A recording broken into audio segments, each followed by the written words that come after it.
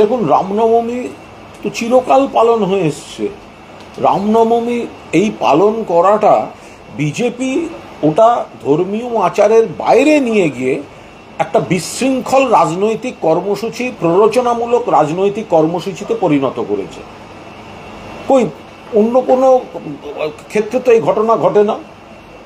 রামনবমী এলেই বিজেপি, আরে রাম, ভগবান রাম সবাই মানেন, যারা মানেন তারা সবাই বিজেপি, এটা ভাবার কোনো কারণ নেই। কিন্তু বিজেপি হঠাৎ রামনবমী এলেই ভগবান রামকে ওদের মার্কেটিং ম্যানেজার ভেবে ফেলেন, ব্র্যান্ড অ্যাম্বাসাডার ভেবে ফেলেন। ফলে বিজেপি রামকে বিকৃতভাবে ব্যবহার করে ক্ষমতার আস্ফালন। আগে তো সে রিভলভার হাতে লোক ধরা পড়েছে মিছিল থেকে, অন্য রাজ্যে পালিয়ে গেছিল তারপর। ফলে এই যে প্ররোচনা দেয়া, অন্য ধর্মের মানুষদের ধর্মস্থানের সামনে গিয়ে প্ররোচনামূলক স্লোগান দেয়, এগুলো বিজেপি একেবারে অঙ্ক কষে করে।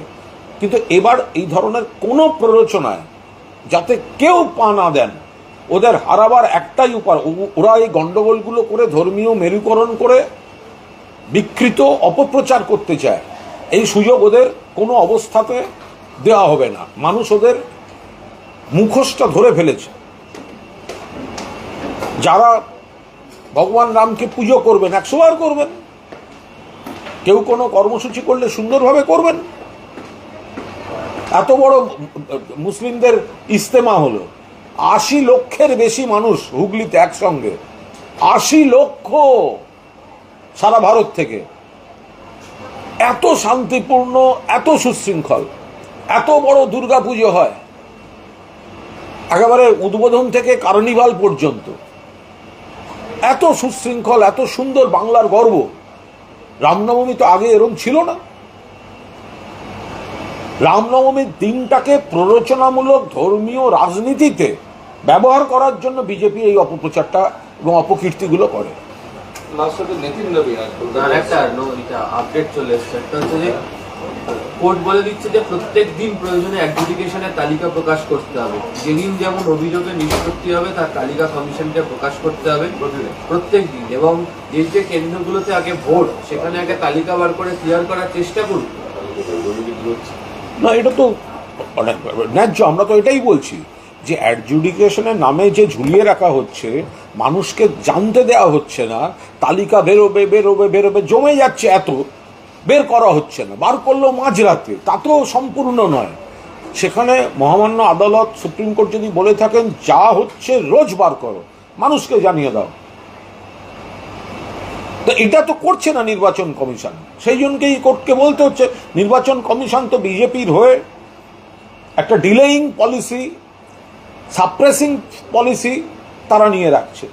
তো সেখানে যদি রোজকারটা রোজ এতগুলো হয়েছে এই পরিস্থিতি, তাহলে মানুষেরও বুঝতে সুবিধা হয়, আমাদেরও বুঝতে সুবিধা হয়।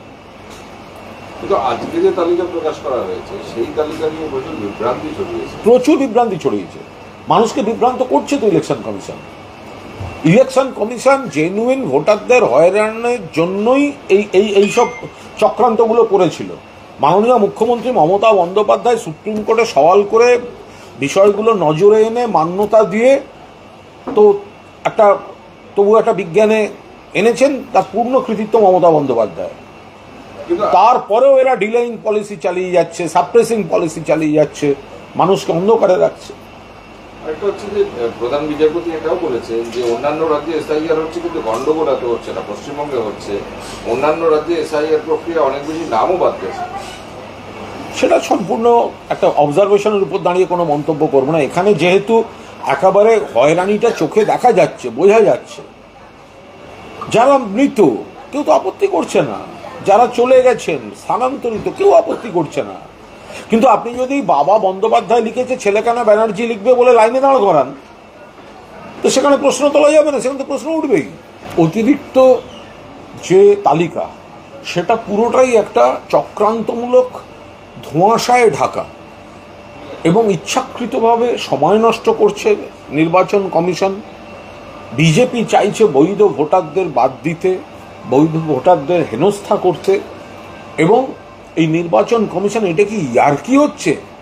মাঝরাত্রিরে গিয়ে, এতদিন পরে সে একটা মাঝরাত্রিরে তাও এখনো পর্যন্ত আমি যখন আপনাদের সঙ্গে কথা বলছি তখনও স্পষ্ট নয় কার নাম ঠিকঠাক আছে, কাদের সঙ্গে বৈষম্য হয়েছে। আমরা শুধু বারবার বলছি যে এগুলো বিজেপির স্বার্থে করা হচ্ছে এবং আমাদের নেত্রী মমতা বন্দ্যোপাধ্যায়, আমাদের নেতা অভিষেক বন্দ্যোপাধ্যায় বলছেন আমরা পুরোদস্তুর পাশে থাকব সমস্ত রকম লড়াইতে, নির্বাচন কমিশনের কাছে নিয়ে যাওয়া বা আইনি যা যা প্রয়োজন পদ্ধতি প্রক্রিয়া। কিন্তু এই নির্বাচন কমিশন এই লিস্টটা নিয়ে যেভাবে বিলম্ব, কৌশল, রহস্য, কুয়াশা, ধোঁয়াশা, এটা হচ্ছেটা কি? বাংলার বুকে ভোটার তালিকা নিয়ে, মানুষের অস্তিত্ব নিয়ে ছেলে খেলা খেলছে এরা এই বিজেপিকে সুবিধা করিয়ে দেওয়ার জন্য। এই চক্রান্ত কিন্তু সফল হবে না। বলছি, বিজেপি রাজ্য দপ্তরে ব্যাপক বিক্ষোভ চলছে কয়েকদিন ধরে, আজকেও চলছে এবং সর্বভারতীয় সভাপতি আসছেন, সকাল থেকে মিটিং করছেন দফায় দফায়, মানে তাকে সামলাতে ছুটে আসতে হচ্ছে। এই যে দফায় দফায় বিক্ষোভ বিজেপি, দেখুন গোটা রাজ্যে বিজেপি কুৎসিতভাবে পরাজিত হতে চলেছে। গোটা রাজ্যে 30 পার হবে না ওদের সংখ্যা, ওরা সেটা জানে। এই সার্বিক বঙ্গ বিরোধী বিজেপিকে বাংলা প্রত্যাখ্যান করবে। এবার তাদের মধ্যে গোষ্ঠীবাজি তীব্র, তাদের মধ্যে সংগঠন নেই, বুথে লোক নেই, গোটাটাই অন্য রাজ্য থেকে ভাড়া করে কয়েকটা হোটেলে ভরিয়ে রেখেছে, বহিরাগত ভরিয়ে রেখেছে। তাদেরই আমরা বহিরাগত বলি, যারা শুধু ভোটের সময় বাংলাকে অপমান করতে আসে। এর মধ্যে কোনো অন্যভাবে বহিরাগত বাংলার সঙ্গে সম্পর্ক নেই, বাংলার প্রাপ্য পাওনা দেওয়ার নাম নেই। শুধু ভোটের সময় দেখুন আপনি হোটেলগুলো ভরিয়ে রেখে দিয়েছে। এই সব লোক নিয়ে এরা এসে ভাবছে বাংলা দখল করবে, সব হবে না। তার মধ্যে গোষ্ঠীবাজি।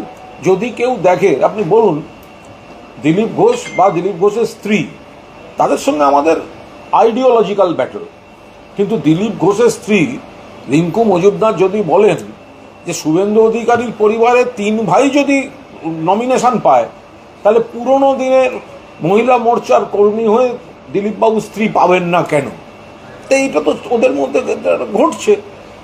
ওখানে দিলীপবাবুদেরও সঙ্গে আমাদের আইডিওলজিক্যাল ব্যাটল, আমরা দিলীপবাবুকেও হারাবো, কথা বলে চলেছেন। কিন্তু এই যে সমস্যাগুলো, এটা তো বিজেপির যা হয়ে আছে, তো বিভিন্ন জায়গা থেকে এই রেখাপাত্র তাকে সামনে রেখে কত মিথ্যাচার হলো, বিজেপি করে গেল মিথ্যাচার। তা আজকে তো সেই বিজেপি অফিসে রেখাপাত্র গো ব্যাক হচ্ছে। বেলেঘাটার প্রার্থী কি নাম, তাকে সে অযোগ্য এবং তার কি কি ভয়ঙ্কর সব সমস্যা, এটা বিজেপি দফতরে দাঁড়িয়ে বিক্ষোভ দেখিয়ে কে বলছে? বিজেপি কর্মীরাই বলছেন।